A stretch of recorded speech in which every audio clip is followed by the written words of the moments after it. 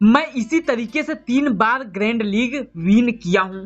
दोस्तों यदि आप लोग इस वीडियो को शुरू से लेकर के लास्ट तक यदि आप लोग देख लेते हैं ना, खुदा कसम कहता हूं कि आप 7 दिन के अंदर में ग्रैंड लीग विनर बन जाएंगे और दोस्तों आपके घर में भी 2 करोड़ का आगमन हो जाएगा। दोस्तों यदि आप इस 12 पॉइंट्स को 1-2 पॉइंट्स नहीं, आप ये 12 पॉइंट्स को यदि आप लोग देखते हैं, 12 पॉइंट्स की गलतियों को सुधार करते हैं, इसमें क्या हम कौन से ट्रिक्स लगाते हैं, यदि इसी ट्रिक्स को आप लगाते हैं दोस्तों, मैं कहता हूं ना, जो मैं कहता हूं आप उसको यदि आप शुरू से लेकर के लास्ट तक देखते हैं तो आप लोग जरूर से जरूर ग्रैंड लीग विनिंग करेंगे। क्योंकि दोस्तों मैं खुद इस पॉइंट्स को, इस जो यहाँ पे लिखा हूं इंपोर्टेंट पॉइंट, इसको अपना करके मैं खुद ही यहाँ पे विनिंग किया हूं, खुद ही यहाँ पर 3 बार ग्रैंड लीग जीत गया हूं। और दोस्तों इसके अलावा स्मॉल लीग की तो हमें किसी के माई के लाल में इतना दम ही नहीं है कि हमें स्मॉल लीग में हरा दे। यदि आप लोग यदि जाएंगे टेलीग्राम चैनल पर देखेंगे तो अब आपको पता चलेगा कि हाँ यार गोपी भाई सही बोल रहा है या फिर गलत बोल रहा है। एक बार टेलीग्राम चैनल पर जाइएगा, टेलीग्राम चैनल का लिंक डिस्क्रिप्शन बॉक्स में मिलेगा या तो पहली कमेंट्स में वहां पे देखेंगे, वहां पे टेलीग्राम चैनल का लिंक मिल जाएगा, वहां से जाकर के इसको एक बार आजमाइश कर लीजिएगा। उसके पश्चात में आइएगा गोपी भाई हम प्रॉफिट हुआ या फिर नहीं प्रॉफिट हुआ। मैं एक बार नहीं दोस्तों, मैं आप सभी से हमेशा कहता हूं कि आप हमारे चाहे जिस भी वीडियो को फॉलो करेंगे, यदि उस वीडियो में यदि आपको कुछ अच्छा खासा नहीं सीखने को मिलता है तो आप तुरंत चैनल को अनसब्सक्राइब कर दीजिएगा, आप यहां से चले जाइएगा, मत दोबारा देखिएगा। हमें व्यूज और पैसे की लालच नहीं है, लेकिन हाँ मैं जिस पॉइंट्स को बता रहा हूं, जिस पॉइंट्स के बदौलत मैं विनिंग कर रहा हूं, बस वही आपको बता रहा हूं और उसी तरीके से आपको भी विनिंग करना है और उसी तरीके से आप यहाँ पर एक रैंक पर आ सकते हैं। बस इसी पॉइंट्स को ध्यान में रखिएगा। यदि आप चैनल पर पहली बार आए हैं तो चैनल को सब्सक्राइब कर दीजिएगा। दोस्तों मैं आप सभी से बता देना चाहता हूं, इसके पहले भी मेरा एक चैनल था हरी फैंटेसी के नाम से था, जो कि यूट्यूब ने कह सकते हैं यूट्यूब क्या कुछ ऐसे लोग थे जिससे ने हमारे चैनल को डिलीट करवा दिया। कोई बात नहीं, मैं फिर से मेहनत कर लूंगा, आप लोगों का प्यार रहेगा तो मैं फिर उतना तक जा सकता हूं। 15,000 सब्सक्राइबर था मेरा चैनल, लेकिन डिलीट हो गया। कोई बात नहीं, मैं टूटा नहीं हूं, मेरे अंदर काबिलियत है, मैं जानता हूं कि मेरे अंदर क्वालिटी है, मैं यहां पर आ सकता हूं, फिर ग्रो कर सकता हूं, मैं ग्रो कर लूंगा। आप लोगों का प्यार रहेगा तो बस चैनल को सब्सक्राइब कर लीजिएगा, वीडियो को लाइक कर दीजिएगा। दोस्तों यदि हम बात कर लेते हैं यहाँ पर, तो एक कौन से 12 पॉइंट्स है कि इस तरीके से यहाँ पे रैंक 1 तक 2 करोड़ तक विनिंग कर सकते हैं। सबसे पहले यदि हम बात करते हैं पिच रिपोर्ट की, अब आप लोग देखेंगे क्या पॉइंट्स है, क्या कैसा पॉइंट्स है। भाई साहब जैसे जैसे नीचे की तरफ जाएंगे ना, एकदम गहराई तक जाएंगे, गहराई तक जैसे जाएंगे एकदम जीरो से निचोड़ करके आपको दिखाएंगे यहाँ पर किस प्रकार से यहाँ पे होता है। सबसे पहले यहाँ पर हम बात कर लेते हैं पिच रिपोर्ट्स की ना, तो पिच रिपोर्ट क्या होता है, कैसे होता है, क्यों पिच रिपोर्ट यहाँ पर जानना जरूरी है। देखिए दोस्तों मैं कहता हूँ कि आपको भीड़ से कुछ अलग चलना है, भीड़ जिधर जा रही है उससे आप अलग तरीके से जाएंगे या फिर उस भीड़ में से निकल करके अलग तरीके से जाएंगे, तभी लोगों का ध्यान आपके ऊपर आकर्षित होगा। तो यदि हम पिच रिपोर्ट की बात करें ना, तो पिच रिपोर्ट में है क्या। देखिए दोस्तों यदि हम बात करें तो सभी लोग ड्रीम 11 पर जाते हैं, वहां पे देखते हैं pitch report, batting pitch report है, बॉलिंग पिच रिपोर्ट है, वहां पे जाएंगे, वहां पे देखेंगे और वहां पे जैसे टीम लगा देंगे कि आप बैटिंग पिच रिपोर्ट है तो अच्छा 10 प्लेयर को हम बैटिंग वाले से, बैट्समैन सेक्शन से हम ले लेंगे। लेकिन दोस्तों यहीं से मिसमैच हो जाता है, यहीं से कहानी जो है आपको डिक्रीज की तरह लेकर के चली जाती है। आपको करना क्या, देखिए 2 बात ध्यान रखना है।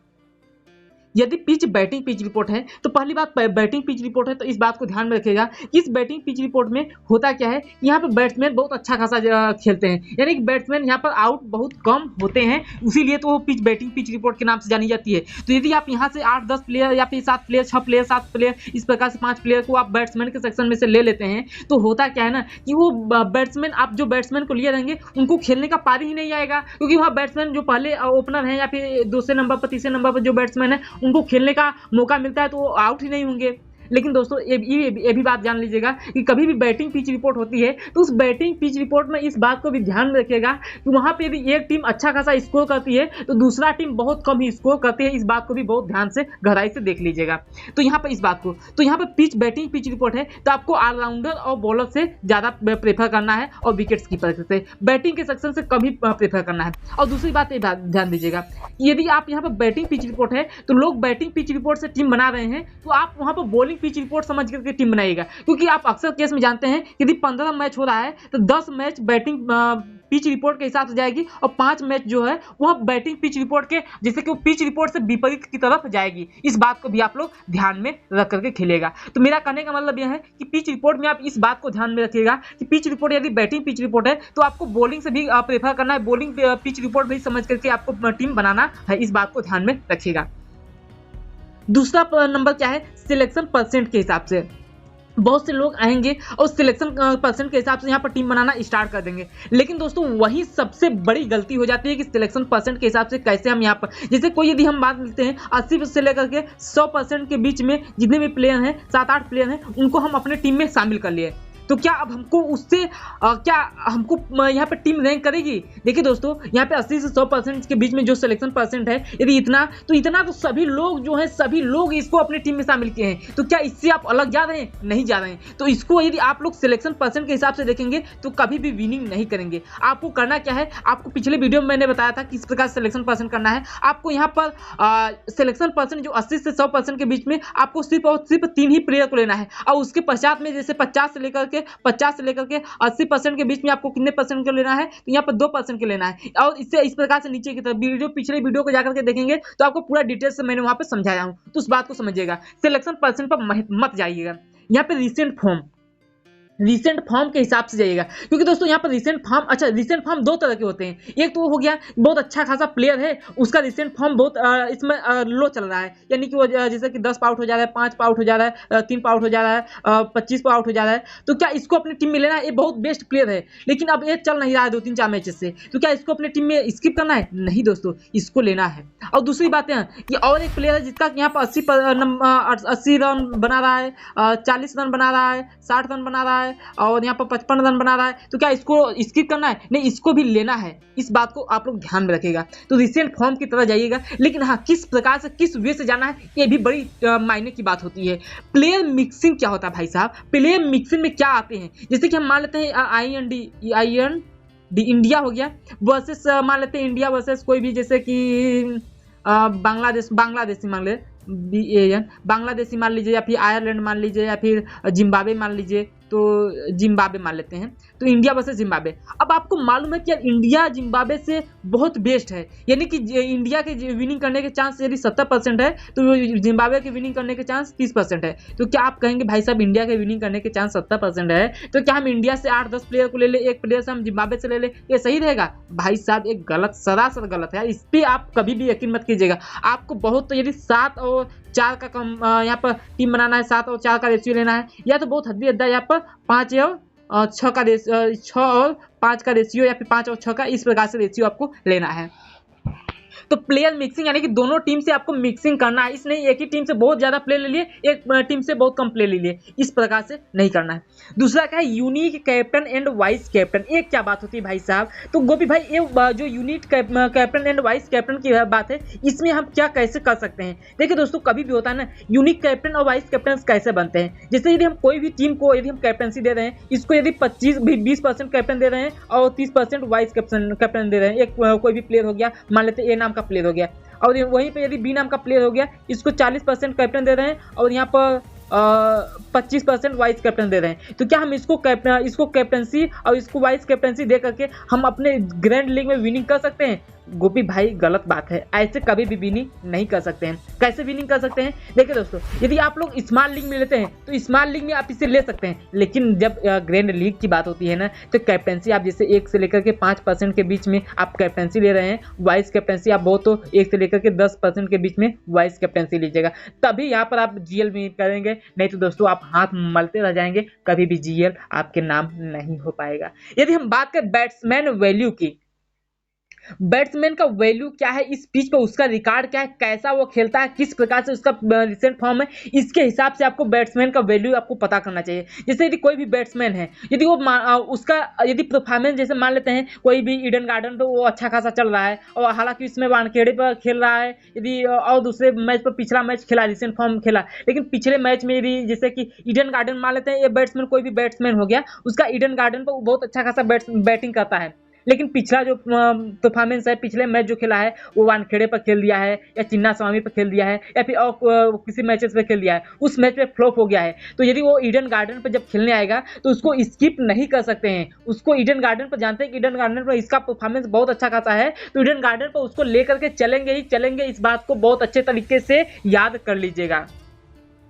थोड़ा सा यहाँ पर करते हैं, तो यहाँ पर बात क्या है कि इग्नोरिंग लो परसेंट सिलेक्शन परसेंट। आप लोग क्या करते हैं ना या जो प्लेयर होता है उसका जो सिलेक्शन परसेंट कम रहता है ना, उसको आप लोग इग्नोर कर देते हैं, फटाक से इनको इग्नोर कर देते हैं। कैसे इग्नोर करते हैं इस बात को ध्यान दें। जैसे कोई यदि नया प्लेयर आया है, फिर कर सकते हैं कि जिसका सिलेक्शन परसेंट 1% से लेकर के 5% के बीच में है, या फिर 10% से लेकर 20% के बीच में है, तो इन प्लेयर को तो ऐसे इग्नोर करते हैं जैसे कि लगता है कि यूट्यूब के वीडियो को एड देख रहे हैं, जैसे कि वो यूट्यूब पर एड आ रहा है तो उसको इग्नोर कर देते हैं। तो बस उसी प्रकार से यहाँ पर भी इग्नोर करते हैं, जिससे लगता है कि हमने देखा ही नहीं इस प्लेयर को। और वहीं जब प्लेयर अच्छा खासा करता है तब जाकर के प्लेयर स्टेटस में अरे यार ये बंदा कैसे आ गया, कैसे आ गया, कैसे आ गया, उसको देखेंगे अरे यार इसको हम चूज कर लिए होते, इसका तो हमको ध्यान भी नहीं आया। भाई साहब वही सबसे बड़ी गलती होती है। आपको जो लो सिलेक्शन परसेंट जिसका रहता है उसको इग्नोर मत कीजिएगा। इग्नोरिंग न्यू प्लेयर को भी इग्नोर कर देते हैं, क्योंकि न्यू प्लेयर जब भी कोई आता है उसका सिलेक्शन परसेंट ऑटोमेटिक 1 से लेकर 5 के बीच में या फिर 10 से लेकर 20 के बीच में रहता है, इस प्रकार से, तो इसको भी इग्नोर कर देते हैं। और वही जब आईपीएल में देखिए, आईपीएल में यदि आप खेल रहे हैं तो आईपीएल में होता क्या है ना, यदि आप आईपीएल में जब खेल रहे हैं तो वहाँ पे होता क्या है कि जब भी आप खेलते हैं तो नया प्लेयर जब डेब्यू करता है वो अपनी जी जान लगा देता है, क्योंकि वो उसको अपने आप में काबिलियत दिखाना है कि हाँ यार देखो मैं इस प्रकार से खेल सकता हूँ। यदि नहीं खेलेगा तो अगले मैच से उसको स्किप कर दिया जाता है। तो यहाँ से जो न्यू प्लेयर आते हैं वो भी यहाँ पर बेस्ट मैच खेलने का प्रयास करते हैं। यहाँ पे bowler captaincy in last inning, अब देखिए ये क्या मैटर है, इसको यदि आप लोग देखेंगे थोड़ा सा अच्छे तरीके से तो समझ में आएगा। देखिए मैच जो भी होता है first inning I N first inning हो गया, और क्या होता है सेकंड आई एन, मतलब कि इनिंग फर्स्ट इनिंग ये हो गया और सेकंड इनिंग ये हो गया। अब इसमें क्या होता है, पहले इनिंग में मान लेते हैं कोई भी बैट्समैन है वो बैटिंग कर लिया, अब बैटिंग करके मतलब अच्छा खासा स्कोर कर लिया। अब सेकंड में वो क्या करता है, वो बॉलिंग करता है। अब सेकंड में जब बॉलिंग करने के लिए जो प्लेयर आएगा उसको बॉलर से जो आप प्लेयर होंगे उसको अपनी टीम में कैप्टेंसी दीजिएगा या फिर वाइस कैप्टेंसी दीजिएगा। क्यों दीजिएगा, क्योंकि दोस्तों लास्ट में जो होता है सेकंड इनिंग में और लास्ट में जो बॉलिंग करने के लिए आता है वो बहुत ज़्यादा विकेट्स लेता है। तो क्यों विकेट्स लेता है, क्योंकि जो लास्ट ऑर्डर में है बैटिंग करने के लिए आता है, तो उसके जो विपरीत में बॉलिंग करने के लिए आता है उसके टारगेट बस यही रहता है कि किसी भी तरह से इसको आउट करके वहां से मैच को जीता जाए। तो और जो बैट्समैन होता है वो सोचता है यार से मारो, खुल करके मारो, क्योंकि हाथ तो रहा हुई, यदि खुल करके मारेंगे तो हम अच्छा खासा यहाँ पर विनिंग करेंगे, नहीं तो हाथ तो जाएंगे ही, ओवर क्योंकि कम ही रहता है। तो ऐसे होता है ना, सेकेंड इनिंग के जो बॉलर होते हैं उनको आप कैप्टेंसी वाइस कैप्टेंसी बनाएंगे तो बेस्ट प्लेयर होंगे, और सेकेंड इनिंग में जो डेथ ओवर में और बॉलिंग करने के लिए आता है उसको अपने टीम में रख सकते हैं। बॉलर कैप्टेंसी इन लास्ट, अच्छा एक और इसको तो मैंने बता दिया। अब रिस्क नो टेकिंग, अब ये क्या होता है भाई साहब कि आप लोग रिस्की प्लेयर को एकदम नहीं लेते हैं, एकदम नहीं लेते हैं। देखिए होता क्या है, आप लोग जितने भी रिस्की प्लेयर को लेंगे ना उतने ही आपका ग्राफ जो है ना इस प्रकार से जाएगा। यदि आप लोग यहाँ पर जो 80% 90% सिलेक्शन है ना उसको यदि इस प्रकार से यदि उसका ग्राफ जा रहा है, तो आप यदि इसको रिस्की प्लेयर को जिसका कि 5% सिलेक्शन है या 10% सिलेक्शन है या फिर 30% सिलेक्शन है उसको यदि लेंगे तो आपका ग्राफ इस प्रकार से जाएगा। तो भाई साहब जब इस प्रकार से जाएगा ना तो जीएल के एकदम करीब जाने का प्रयास करेंगे। अब नीचे की तरफ देखते हैं तो यहाँ पर क्या है, लो सिलेक्शन ऑलराउंडर। अब लो सिलेक्शन ऑलराउंडर क्या है कि लो सिलेक्शन में ऑलराउंडर में होता क्या है ना, यदि आप लोग ऑलराउंडर को सिलेक्शन करते हैं, ऑलराउंडर को सिलेक्ट करते हैं तो देखिए यदि आप लोग स्मॉल लीग हो या फिर ग्रैंड लीग हो, एक मिनट क्या हो जा रहा है, तो यदि आप लोग ग्रैंड लीग खेल रहे हैं या फिर स्मॉल लीग खेल रहे हैं, इसमें होता क्या है ना कि आपको करना क्या है कि जैसे हम मान लेते हैं लो सिलेक्शन परसेंट या ऑलराउंडर है, तो इसमें यदि आप लोग लो सिलेक्शन परसेंट के ऑलराउंडर को लेते हैं तो भाई साहब बहुत अच्छा खासा परफॉर्मेंस मिलता है, क्योंकि लो सिलेक्शन परसेंट जो ऑलराउंडर होते हैं उनको तो लोग कम सिलेक्ट किए जाते हैं। और लास्ट में जो होता क्या है ना कि ऑलराउंडर सबसे लास्ट में ऑलराउंडर खेलने के लिए जाते हैं, हालांकि कुछ में पहले ही जाते हैं, लेकिन लास्ट में जो ऑलराउंडर सिलेक्शन खेलने के लिए आते हैं ना वो बहुत अच्छा खासा डिलीवर करके देंगे। जैसे अक्षर पटेल हो गए, ये लास्ट में खेलने जाते हैं और जब लास्ट में जाते हैं तो धड़ाधड़ चौका छक्का धड़ाधड़ देते चले जाते हैं। तो भाई साहब लास्ट में जो ऑलराउंडर होते हैं ना उनको अपने टीम में लेते हैं तो बॉलिंग से तो देंगे ही, बैटिंग से दोनों से, बॉलिंग बैटिंग दोनों से देते हैं। तो समझ लीजिएगा कि यदि 30 रन भी बना लिए और 2 विकेट्स भी ले लिए तो समझ लीजिएगा 30 रन का करीब में 50 पॉइंट्स इस प्रकार से बन जाएगा, और 2 विकेट्स का 25 गुना के 50 पॉइंट्स इस प्रकार से 100 पॉइंट्स हो गया। अब इस 100 पॉइंट्स लेकर के यदि इनको कैप्टेंसी और वाइस कैप्टेंसी दे देते हैं तो कैप्टेंसी देंगे तो 100 गुना के 200 पॉइंट्स ऐसे हो जाएगा। और जिस दिन 200 पॉइंट्स एक ऑलराउंडर श्रेणी में दे दिया और जिसका सिलेक्शन परसेंट बहुत कम है ना, भाई साहब मचा दोगे उस दिन आपको। इसके बाद में ड्रॉप हाई सिलेक्शन। आपको हाई सिलेक्शन परसेंट वाले प्लेयर को ड्रॉप करना है, रिस्क लेना है। यहाँ पर आपको कैसे रिस्क लेना है इस बात को ध्यान में रखिए। जैसे कि यहाँ पर कोई भी प्लेयर हो गया ना, आप जैसे इसका परसेंट 80% सिलेक्शन परसेंट है, 90% सिलेक्शन परसेंट है, या फिर कह सकते हैं कि 95% सिलेक्शन परसेंट है इसका। अब इसको रिस्क नहीं लेंगे, इसको स्किप नहीं करेंगे, इसको हटाएंगे नहीं, तो भाई साहब उसी भेड़ चाल की तरफ आप लोग भी चल जाएंगे। तो आपको मैं बताता हूँ कि आप भेड़ चाल से दुनिया से अलग चलेंगे तो इसको अपनी टीम से हटाना होगा। क्यों हटाना होगा? अच्छा देखिए, इसको कैसे हटाएंगे, जिसका कह सकते हैं लास्ट में या फिर जिसका रिसेंट फॉर्म बहुत अच्छा खासा चल रहा है उसको आप हटाएंगे ना, तो देखिए हमेशा कोई भी प्लेयर होता है हमेशा नहीं चलता है, एक समय आता है ऐसा आता है कि वो ड्रॉप होता ही है, वो लो होता ही है, ऐसा नहीं कि वो हमेशा लगाता है। जैसे 2-3 मैचेस 4 मैचेस से अच्छा खासा कर रहा है तो भाई अगले मैच से उसको हम ड्रॉप करेंगे, उसको कैप्टनसी वाइस कैप्टनसी नहीं देंगे। इस बात को आप लोग ध्यान में रखिएगा। अब दोस्तों आपको बता रहा हूँ कि किस मैच पर और कहाँ टीम आपको बनाना है, किस मैच पर खेलना है। तो दोस्तों यहाँ पर मैं लिख रहा हूँ, हालांकि यहाँ पर लिखता तो बेस्ट रहता। चलिए पे देखिए, यदि आप लोग जीएल के लिए या फिर स्मॉल लीग के लिए खेलते हैं, देखिए दोस्तों जीएल के लिए आप यदि कोई प्लेटफॉर्म पर जाएंगे, बड़े बड़े प्लेटफॉर्म पर, तो वहाँ पे आपको कंपटीशन कितने लोगों में रहेगा?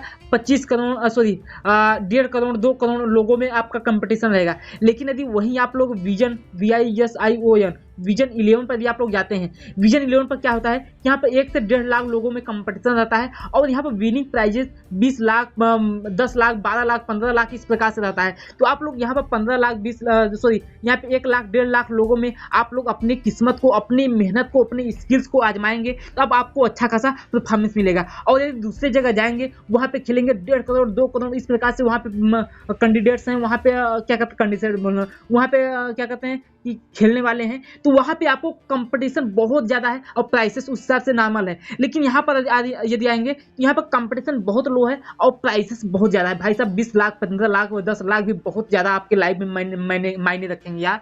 तो इस प्रकार से यहाँ पर आएंगे, यहाँ पर खेलेंगे तो बहुत अच्छा खासा आपको रिस्पॉन्स मिलेगा। तो विजन 11 पर भी आप लोग खेलना चाहते हैं तो डिस्क्रिप्शन बॉक्स में लिंक है और फर्स्ट कमेंट में लिंक है, चाहे जहाँ से भी जाकर के डाउनलोड कर लीजिएगा विजन 11 का। इसके अलावा दोस्तों आप लोग 500 रुपये का कैश बैक पाने के लिए या फिर बोनस पाने के लिए गोपी 11 GOPI कैपिटल में सबको ही रहना चाहिए। गोपी 11 जैसे ही डालेंगे आपको 500 रुपये का कैश बैक यहाँ पर मिल जाएगा, उससे आप चाहे तो मैच को खेल सकते हैं। अब दूसरी बात यहाँ देखिए, जीएल के लिए मैंने बताया, अब स्मॉल लीग के मैंने क्या बता रहा हूँ, यदि स्मॉल लीग खेल रहे हैं भाई साहब, मैंने स्मॉल लीग जितना और प्लेटफॉर्म पर, चूंकि मैं तो यूट्यूबर हूँ, मैं हर एक जगह पर आजमाता हूँ कि यार कहाँ पे कैसा कंपटीशन है, कहाँ पे कैसा विनिंग करने के चांसेस है। भाई साहब जब विजन 11 पर मैंने खेला हूँ ना, यहाँ पे इतना अच्छा खासा यहाँ पर विनिंग है ना, इतना अच्छा खासा विनिंग है ना, मैं आपसे कह नहीं सकता हूँ। यहाँ पे मैं जिस यदि वही टीम अगर और प्लेटफॉर्म पर लगाता हूँ, वहाँ पे विनिंग करने के चांसेस 10% रहते हैं, तो यहाँ पर विनिंग करने के चांसेस 90% रहते हैं। भाई साहब यहाँ पर मैं बहुत अच्छा खासा विनिंग कर रहा हूँ, आप भी जा सकते हैं, विनिंग कर सकते हैं। डिस्क्रिप्शन बॉक्स में इसका लिंक है और कमेंट बॉक्स में मिल जाएगा, वहां से जाकर के डाउनलोड कर सकते हैं। अब दूसरी बात यह है कि आपको कैसे खेलना है, किस प्रकार से खेलना है, हमारे टेलीग्राम चैनल से ज्वाइन होना है। टेलीग्राम चैनल का लिंक डिस्क्रिप्शन बॉक्स में या फर्स्ट कमेंट में मिल जाएगा, वहां पे जाकर के टेलीग्राम चैनल से ज्वाइन हो जाएगा और वहां पे डेली का डेली मैं स्मॉल लीग के लिए, ग्रैंड लीग के लिए टीम देता हूं, वहां से जाकर प्रेफर करेंगे, आपको 100% है कि प्रॉफिट जनरेट होगा ही होगा। तो बस दोस्तों एक बार जाइएगा और डाउनलोड कीजिएगा। मिलते हैं किसी नेक्स्ट वीडियो में, तब तक के लिए thank you, all the best, bye bye. Channel को सब्सक्राइब करके जरूर जाइएगा।